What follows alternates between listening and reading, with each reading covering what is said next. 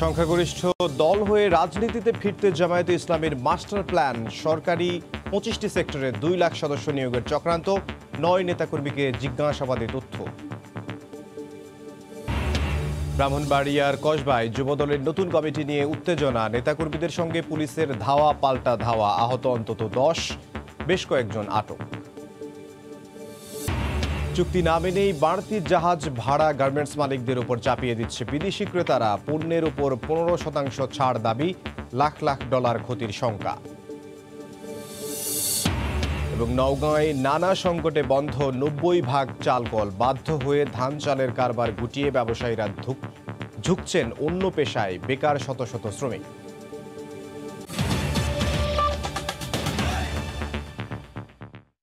সংবাদের সঙ্গে আছে আমি ইমদাদুল হক। 2048 সালে সংখ্যাগরিষ্ঠ দল হিসেবে ক্ষমতায় যাওয়ার পরিকল্পনা জামায়াতে ইসলামীর। তার আগেই সরকারের 25টি গুরুত্বপূর্ণ সেক্টরে 2 লাখ সদস্য নিয়োগের চক্রান্ত করেছে দলটি। সম্প্রতি জামায়াত শিবিরের নেতাদের রিমান্ডে এসব তথ্য জানতে পেরেছে গোয়েন্দারা। ক্ষমতার লোভে যুদ্ধাপরাধের দায়ে অভিযুক্ত দলটি তৈরি করেছে 30 শালা পরিকল্পনা। দুরভিসন্ধি বাস্তবায়নে নানা রকম ট্রেড ইউনিয়নের মাধ্যমে নিজেদের কর্মী সংগ্রহ করছে নিবন্ধন হারানো দলটি। টার্গেট করা হচ্ছে তরুণ প্রজন্মকে। বুলবুল রেজার একটি রিপোর্ট দেখব। 2013 সালে একটি রিটের রায়ে রাজনৈতিক দল হিসেবে জামায়াতে ইসলামী নিবন্ধন বাতিল করে হাইকোর্ট। 2018 সালে দলটির নিবন্ধন বাতিল করে প্রজ্ঞাপন জারি করে নির্বাচন কমিশন। বিএনপির সঙ্গে জোটবাঁধা দলটি সবশেষ নির্বাচনে ধানের শীষ প্রতীকে অংশ নিতে পারলেও রাজনীতিতে ফেরার নতুন পথ খুঁজছে দলটি। চলতি মাসের 6 সেপ্টেম্বর রাজধানীর বসুন্ধরা আবাসিক এলাকা থেকে জামায়াত ইসলামীর সেক্রেটারি জেনারেল মিয়া গোলাম পরোয়ার, শিবিরের সাবেক কেন্দ্রীয় সভাপতি সহ 9 জনকে গ্রেফতার করা হয়। পরে তাদের বিরুদ্ধে মামলা দায়ের করা হয় সন্ত্রাস বিরোধী আইনে। দুদফা তাদেরকে রিমান্ডে এনে জিজ্ঞাসাবাদ করে গোয়েন্দা পুলিশ। রিমান্ডে চাঞ্চল্যকর তথ্য পাওয়ার দাবি গোয়েন্দাদের।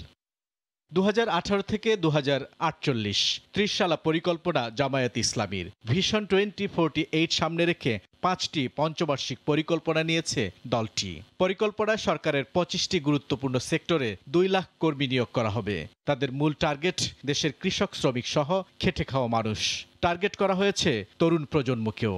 জামায়াত পরিচালিত শিক্ষা প্রতিষ্ঠান, হাসপাতাল ও আর্থিক প্রতিষ্ঠানের কলেবর বৃদ্ধি করা হবে। তারা বিভিন্ন সংগঠন অর্গানাইজ করে সেখানে বিদেশ থেকে ফান্ড এনে সেই ফান্ডটা মূলত তাদের দলের উদ্দেশ্যে তারা ব্যবহার করছে। তাদের মূল উদ্দেশ্য ছিল ছদ্মবেশে ছাত্রলীগের মধ্যে ঢুকিয়ে দেওয়া। কিছু কিছু মানুষকে তারা হেফাজতের সাথে ঢুকিয়ে দিয়েছে। এরকমভাবে সকলের কাছ থেকে তারা আসলে গোপন তথ্য সংগ্রহ করে তাদের উদ্দেশ্য হচ্ছে তারা ক্ষমতার ধার প্রান্তে যাওয়া।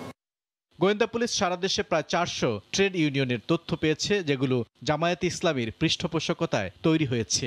এসব ইউনিয়নের মাধ্যমে দলকে সংগঠিত করা হচ্ছে। তাদের মূল টার্গেট ছিল যে একদিকে আওয়ামী লীগের যে অর্জন সেটা তাদের মিডিয়া, তাদের বিদেশি থেকে কিছু চক্র তারা এটাকে বিনষ্ট করবে। অন্যদিকে বিভিন্ন অর্গানাইজের সাথে মিলে নিজেরা একত্রিত হওয়ার চেষ্টা। এটাই ছিল তাদের ওই যে বসুন্ধরা তারা মিলিত হয়েছিল, এর একটা প্ল্যান ছিল। ব্রাহ্মণবাড়িয়ার কসবায় যুবদলের নতুন কমিটির মিছিল নিয়ে এলাকায় উত্তেজনা হয়েছে। পুলিশের সঙ্গে নেতাকর্মীদের ধাওয়া পাল্টা ধাওয়ার ঘটনা ঘটেছে।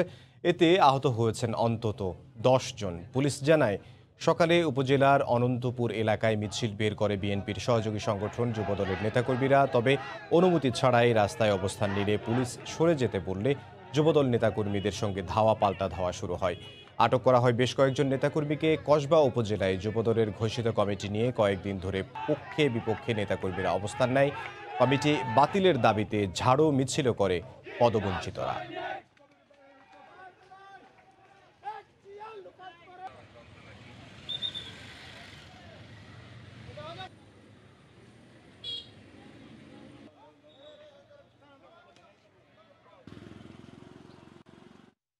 পাহাড় সমুদ্রের হাতছানি।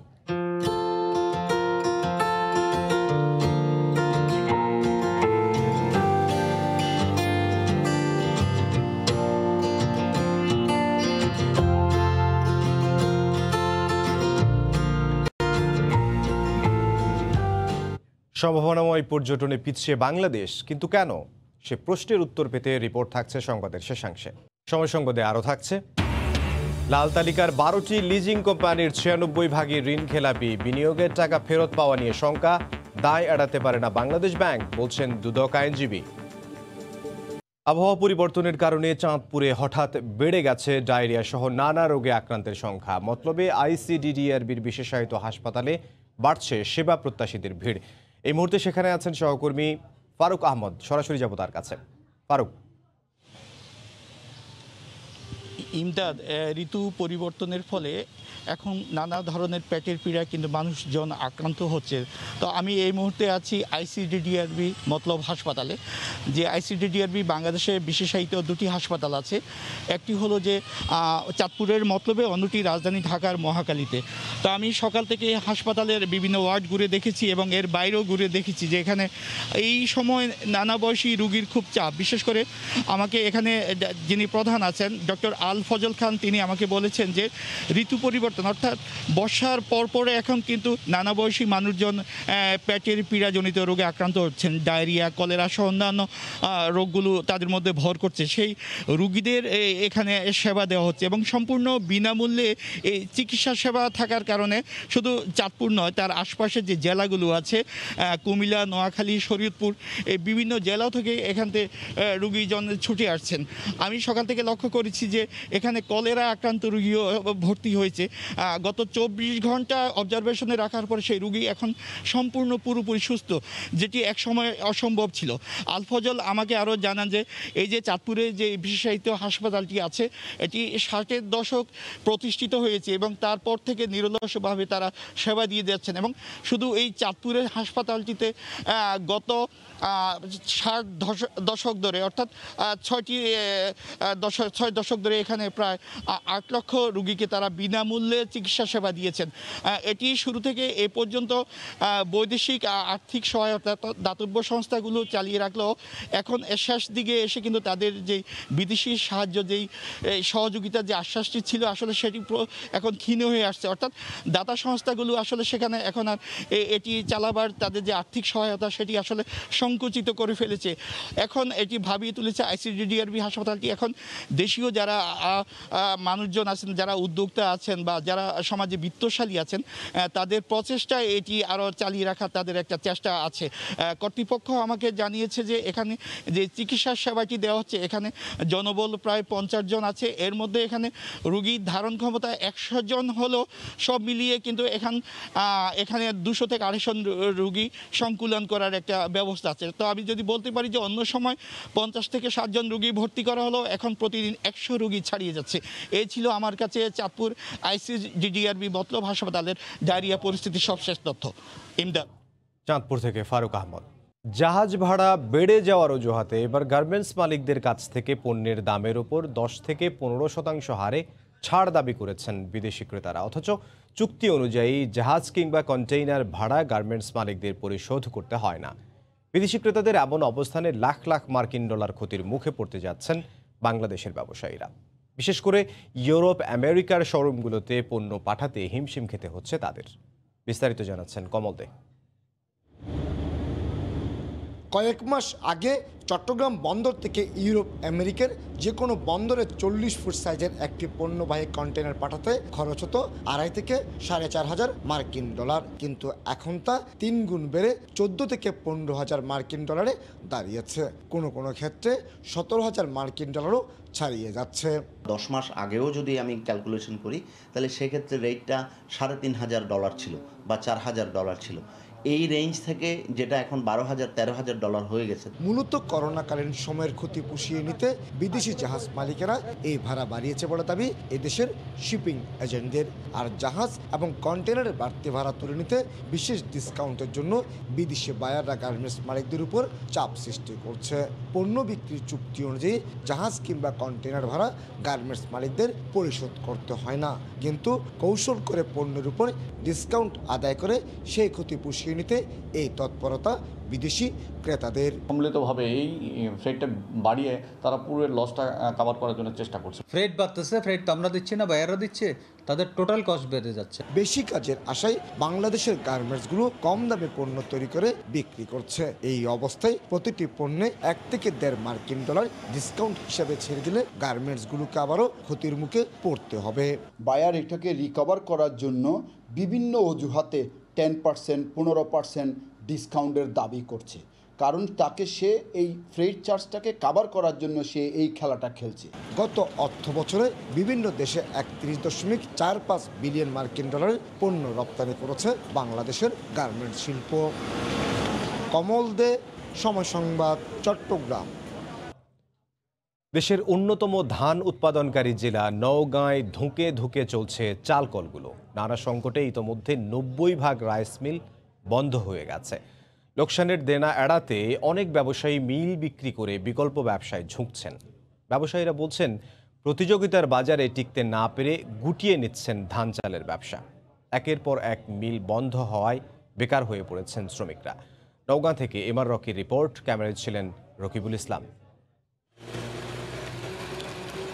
বছরের 3 মৌসুমে নওগাঁ জেলায় ধান উৎপাদন হয় 28 লাখ মেট্রিক টন। এসব ধান মাঠ থেকে হাট ঘুরে চলে যায় রাইস মিলে। ধান চালের কারবারকে ঘিরেই জেলা জুড়ে গড়ে ওঠে ছোট বড় অসংখ্য রাইস মিল।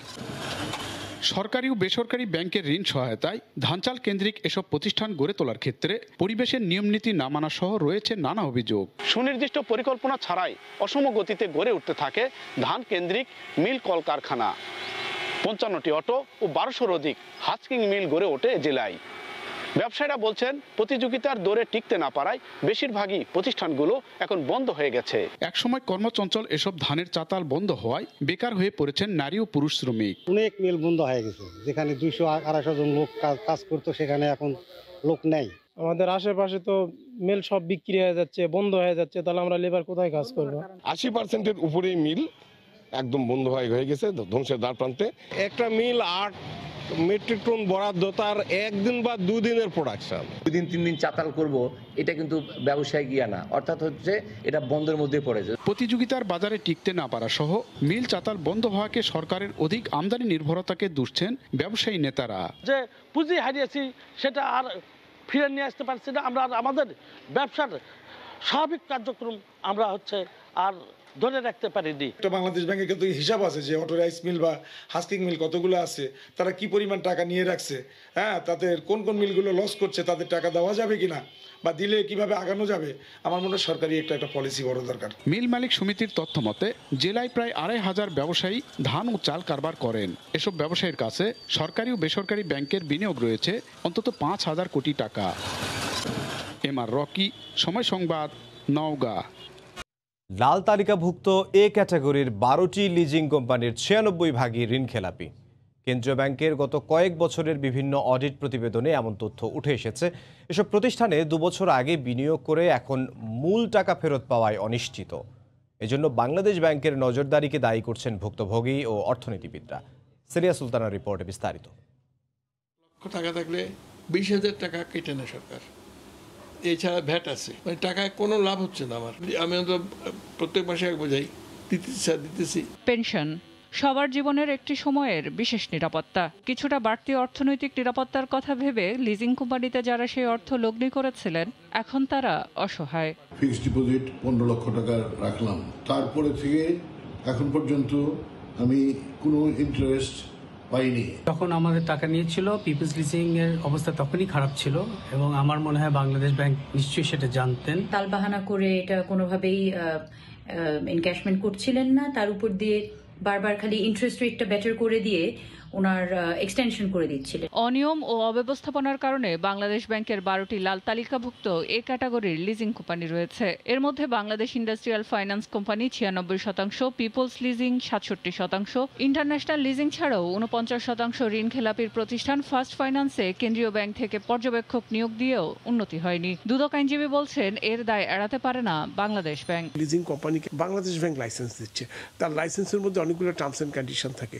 সে যদি টাকা মিসঅ্যাপ্রিভিয়েশন করে, এমফেসালমেন্ট করে, লন্ডারিং করে, সেই টার্মস অ্যান্ড কন্ডিশনটা প্রপারলি কমপ্লাই হচ্ছে কিনা সেটা দেখভালের দায়িত্ব কিন্তু বাংলাদেশ ব্যাংক। আর আর্থিক প্রতিষ্ঠানগুলোর ধস এড়াতে কেন্দ্রীয় ব্যাংকের নজরদারি ও দক্ষ জনবল বৃদ্ধির উপর জোর দিলেন সাবেক গভর্নর। এখানে নজরদারি একটু কম, আমার মনে হয় বাংলাদেশ ব্যাংকের এই নজরদারি একটু বাড়াতে হবে। রেগুলার অডিট ইন্সপেকশন করা এবং যথাযথ দ্রুত পদক্ষেপ নিতে হবে বাংলাদেশ ব্যাংকে, কারণ এখানে জনগণের আমানত সংশ্লিষ্ট এবং ব্যবসা বাণিজ্য ওতপ্রোতভাবে জড়িত। খুব কঠোর অবস্থা নিতে হবে যখন এরা ব্যতিক্রম করে, প্রয়োজন হলে তাদের বিরুদ্ধে যথাযথ আইনত ব্যবস্থা নিতে হবে। বিভিন্ন তদন্ত সংস্থার তথ্য বলছে, লিজিং কোম্পানিগুলোর অর্থ লোপাটে জড়িত থাকার অভিযোগে শতাধিক কর্মকর্তা অভিযুক্ত রয়েছেন। সেলিয়া সুলতানা, সময় সংবাদ, ঢাকা। মুন্সিগঞ্জে সনাতন ধর্মাবলম্বীদের শারদীয় দুর্গা উৎসবের প্রতিমা তৈরিতে ব্যস্ততা বেড়েছে শিল্পীদের। এবার দুর্গা আসবে ঘোড়ায় চড়ে, অসুর নিধন করে যাবেন দোলায় চড়ে। উৎসব ঘিরে শুরু হয়ে গেছে নানা কর্মযজ্ঞ। মাত্র 7 বছর বয়স থেকে মাটি দিয়ে তৈরি করছেন কল্যাণের দেবী দুর্গা, সিদ্ধিদাতা গণেশ, সেনাপতি কার্তিক, বিদ্যাদেবী সরস্বতী ও ধনের দেবী লক্ষ্মী ছাড়াও অসুরের প্রতিমা। মুন্সিগঞ্জের ধোপাপটির এই প্রশান্ত এখন স্নাতক সম্মান শ্রেণীর চূড়ান্ত বর্ষে পড়াশোনা করেও এবার 24টি মণ্ডপে তৈরি করছেন প্রতিমা। ভাই আকাশ পাল, বাবা মানিক পাল আর 3 কর্মচারী নিয়ে নিপুণ হাতে তৈরি করছেন এই প্রতিমাগুলো। 12,000 থেকে 60,000 টাকা পর্যন্ত দরে এসব প্রতিমা থেকে আয় আসবে 6.5 লাখ টাকার মতো। বাবা আমাকে নিজের হাত দিয়ে ধরে এই কাজটা শিখিয়েছে এবং অনেকটা আর কি সময় দিয়ে কাজের প্রতি খুব ভালো লাগে কাজটা করতে। প্রতিটা প্রতিমা দর্শনই যেন সবার মনে একটা ভক্তির ভাব জেগে ওঠে, সেই ভাবটা নিয়ে আমরা কাজ করি সবসময়, যে প্রতিমার সাম্য ভাবটা এবং ভক্তির ভাবটা সবার মাঝে জেগে ওঠে। শরতের প্রকৃতিতে দোল খাচ্ছে কাশফুল আর নীল আকাশে ছুটছে মেঘের ভেলা। এমন পরিবেশে 10 অক্টোবর থেকে শুরু হওয়া দুর্গা উৎসবকে ঘিরে এখন মহল্লায় মহল্লায় চলছে নানা প্রস্তুতি। গত বছর থেকে পুজো এবার বেড়েছে, সুতরাং প্রস্তুতিও চলছে খুব ভালোভাবে। আশা করি এবছরের শারদীয় উৎসবটি অনেক আনন্দঘন পরিবেশে সম্পন্ন হবে। করোনার প্রভাব কমে যাওয়ায় মুন্সিগঞ্জে গেল বছরের চেয়ে 8টি মণ্ডপে পূজা বেশি হচ্ছে। সময় সংবাদ, মুন্সিগঞ্জ। দিনে দিনে পর্যটনের প্রতি মানুষের আগ্রহ বাড়লেও তার সঙ্গে ঠিক তাল মেলাতে পারছে না সরকার। এদিকে মহামারী করোনায় এক প্রকার বিপর্যস্ত সম্ভাবনাময় এই খাত, বিপর্যস্ত এর সঙ্গে জড়িত প্রায় 40 লাখ জনশক্তি। এ অবস্থায় বিশেষজ্ঞরা বলছেন, দীর্ঘমেয়াদী সুষ্ঠু পরিকল্পনা ছাড়া সম্ভব নয় পর্যটন খাত এগিয়ে নেয়া। সুনামগঞ্জ থেকে ফিরে বিস্তারিত জানাচ্ছেন রাশেদ বাপ্পি, ছবি তুলেছেন আশরাফুল ইসলাম। জলে ভেসে গলা ছেড়ে গান, উল্লাস, একই বলে বুঝি অপার্থিব সুখ, আনন্দ, যেখানে নেই কোনো পিছুটান, নেই কোনো ব্যস্ততা কিংবা কাজের চাপ। বর্ষায় যৌবনবতী হাওর যেন সাগরের মতো অনন্ত অসীম এক জলাধার। সর্বত্র অথই জলের উদ্দাম আর ঢেউয়ের অবিরাম মাতামাতি। প্রকৃতির এই নিঃস্বার্থ প্রেম ভুলে থাকার সাধ্য আছে কার? টাঙ্গুয়ার হাওরের জল ছেড়ে এবারের গন্তব্য লেক। সুনামগঞ্জ জেলার তাহিরপুর উপজেলার টেকের ঘাটের পরিত্যক্ত চুনাপাথরের খনি। কেউ বলেন শহীদ সিরাজ লেক, কেউ বা নীলাদ্রি লেক। স্থানীয়দের ভাষায় টেকের ঘাটের পাথর কোয়ারি। একপাশে ভারতের মেঘালয় পাহাড়, চারপাশে অসংখ্য ছোট বড় টিলা এবং তারই মাঝে স্বচ্ছ নীল জলরাশির এই নীলাদ্রি লেক। নামটি যেমন সুন্দর, রূপও তেমনি মোহনীয়। আমার কখনো আগে এখানে আসা হয়নি, খুবই সুন্দর জায়গা, আমি অভিভূত। আমাদের দেশে যে এত সৌন্দর্য ভান্ডার, এটা মিস হয়ে গিয়েছিল। আর এক পাশে মেঘালয় পাহাড়ের সৌন্দর্য আর তার পাশে হচ্ছে নীলাদ্রি লেকের নীল জলরাশি। নর্মালি পড়ালেখার অনেক চাপ থাকে, সো এখানে এসে ভালোই লাগতেছে মানসিক প্রশান্তির জন্য। নীলাদ্রি লেক, জাদুকাটা নদী, টাঙ্গুয়ার হাওর, বারিক টিলা, একটি উপজেলায় কত কত সৌন্দর্য, কত কত প্রাকৃতিক ঐশ্বর্য। অথচ যোগাযোগ ব্যবস্থার ভঙ্গুর দশার কারণে অনেকেই আগ্রহ হারিয়ে ফেলেন ভ্রমণের। এখানে আমরা এসেছি ফ্যামিলি নিয়ে, বাট খুব কষ্ট হয়েছে আলটিমেটলি। এগুলার একটু ইনফ্রাস্ট্রাকচারাল ডেভেলপমেন্ট এখানে খুব দরকার। এই রাস্তাটা হইলে আমাদের এলাকাটা তো উন্নত হবে, যখন মানুষ আসবে, দোকানপাটও বেশি হবে, মানুষের কাজকর্ম পারবে। তথ্য বলছে দেশে পর্যটন স্থান রয়েছে 800-র বেশি, যেসব স্থানে ঘুরে বেড়ান বছরে 1 কোটি দেশীয় পর্যটক। আর এই শিল্পের সাথে জড়িত প্রায় 40 লাখ জনশক্তি। পর্যটনের সাথে সংশ্লিষ্ট ব্যক্তিবর্গের, পাবলিক, প্রাইভেট, সরকার, এদের ভিতরে একটা সমন্বয়হীনতা আছে। টেকসই উন্নয়নটাকে আমাদের প্রাধান্য দিতে হবে, টেকসই পর্যটনকে আমাদের গুরুত্ব দিতে হবে। বিদ্যমান পর্যটন কেন্দ্রগুলি আছে, সেইগুলি জরাজীর্ণতা কাটিয়ে সেগুলিকে যে সুবিধাগুলি আছে সেই সুবিধাগুলি বৃদ্ধি করে আমরা পর্যটনকে আরও বিকশিত করার চেষ্টা করছি। ভ্রমণের পাশাপাশি পর্যটন স্পটগুলোর প্রাণ প্রকৃতি ও পরিবেশ রক্ষায় সবাইকে থাকতে হবে সচেতন। রাশেদ বাপ্পি, সময় সংবাদ, সুনামগঞ্জ। সম্ভাবনা থাকা সত্ত্বেও কাঙ্ক্ষিত পথে এগুতে পারেনি কক্সবাজারের পর্যটন খাত।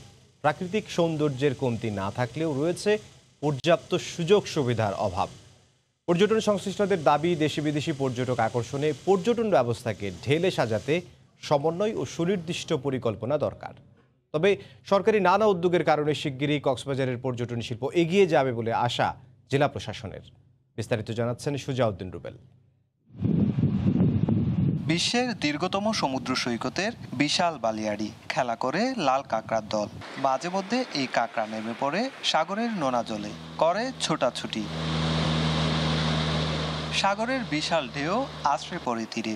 এই তীরের পাশে রয়েছে দীর্ঘ মেরিন ড্রাইভ, এর এক পাশে রয়েছে সবুজ পাহাড়ের নৈসর্গিক সৌন্দর্য, আর অন্য পাশে শোভা পাচ্ছে নান্দনিক ডিঙ্গি নৌকা। রয়েছে প্রবাল দ্বীপ সেন্ট মার্টিন, পাথরের সৈকত ইনানি। পড়ন্ত বিকেলে সাগরের বুক চিরে সূর্যাস্তের দৃশ্য। তবে প্রাকৃতিক সৌন্দর্যের প্রাচুর্য থাকা সত্ত্বেও প্রয়োজনীয় সুযোগ সুবিধা না থাকার অভিযোগ পর্যটকদের। হোটেল ছাড়া কোনো এনজয় করার কোনো জায়গা নাই। আমার চোখে পড়ে নাই বিদেশিদের খুব একটা আসার, কিন্তু তাদেরকে আসার জন্য যে ব্যবস্থা করা দরকার এটাই কিন্তু গভর্নমেন্টের ইনিশিয়েটিভ নেওয়া উচিত। দেশি বিদেশি পর্যটক আকর্ষণে পর্যটন ব্যবস্থাকে ঢেলে সাজাতে সমন্বয় ও সুনির্দিষ্ট পরিকল্পনার দরকার বলে দাবি সংশ্লিষ্টদের। সুন্দর একটা প্ল্যান করবে এবং প্ল্যানের ডেডলাইন থাকবে, এর মধ্যে দিতে হবে। যদি সেরকম হয় পুরো বিচটা আমরা ইউজ করতে পারবো। গভর্নমেন্ট আরেকটু যদি ইনিশিয়েটিভ নেয়, কক্সবাজার একটা হবে রিল্যাক্সেড প্লেস, সেটাকে কিন্তু আমরা পুরোপুরি পরিপূর্ণতা পাবে বলে মনে করি। তবে জেলা প্রশাসনের দাবি, কক্সবাজারের চলমান প্রকল্পগুলো বাস্তবায়ন হলে আমূল পরিবর্তন আসবে পর্যটন শিল্পে। আন্তর্জাতিক বিমানবন্দর, রেল লাইন, যদি এগুলো সব কিছু বাস্তবায়ন হয়, আমাদের কক্সবাজারের পর্যটন শিল্প অনেক এগিয়ে যাবে। প্রতি বছর 15 লাখের বেশি দেশি বিদেশি পর্যটক সমুদ্র সৈকতে ছুটে আসেন। তবে দিন দিন কমছে বিদেশি পর্যটক আগমনের সংখ্যা। পৃথিবীর সব দেশেরই সৈকত নগরীতে রাত যতই গভীর হয় ততই যেন জেগে ওঠে, কিন্তু পুরোটাই বিপরীত বাংলাদেশের কক্সবাজার। সন্ধ্যা না হতেই পরিণত হয় ভুতুরে রাজ্যে। এক্ষেত্রে রাতের বিনোদনের ব্যবস্থা করা হলে রাজস্ব আয়ের বড় একটি অংশ হতে পারে পর্যটন নগরী কক্সবাজার। সুজাউদ্দিন রুবেল, সময় সংবাদ, কক্সবাজার। সময় সংবাদের শীর্ষ সংবাদগুলো জানিয়ে দিচ্ছি আরও একবার। 14 নভেম্বর থেকে এসএসসি ও 2রা ডিসেম্বর এইচএসসি পরীক্ষা শুরু, সূচি প্রকাশ। সংক্ষিপ্ত সিলেবাসে স্বাস্থ্যবিধি মেনে পরীক্ষা নেওয়ার নির্দেশনা। রাজনীতিতে ফিরতে জামায়াতে ইসলামীর মাস্টার প্ল্যান, সরকারি 25টি সেক্টরে 2 লাখ সদস্য নিয়োগের চক্রান্ত, 9 নেতাকর্মীকে জিজ্ঞাসাবাদে তথ্য। ব্রাহ্মণবাড়িয়ার কসবায় যুবদলের নতুন কমিটি নিয়ে উত্তেজনা, নেতাকর্মীদের সঙ্গে পুলিশের ধাওয়া পাল্টা ধাওয়া, আহত অন্তত 10, বেশ কয়েকজন আটক। এই ছিল সময় সংবাদে, সঙ্গে থাকুন সময়।